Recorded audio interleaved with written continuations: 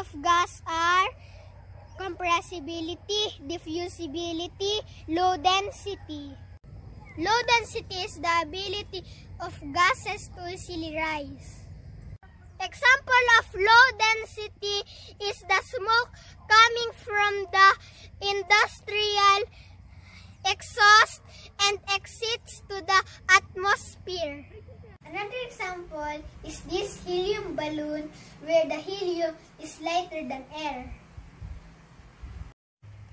Diffusibility is the ability of gases to spread out faster. An example is this box of soap, and I'm gonna open it. The fragrance spreads in the air. Another example is this perfume, and I'm gonna spray it.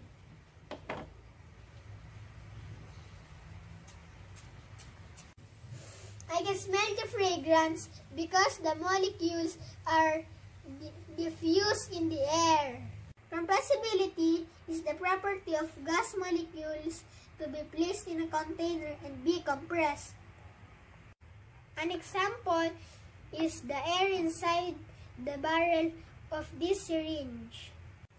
I will try to cover the hole with my fingertip and then compress the air.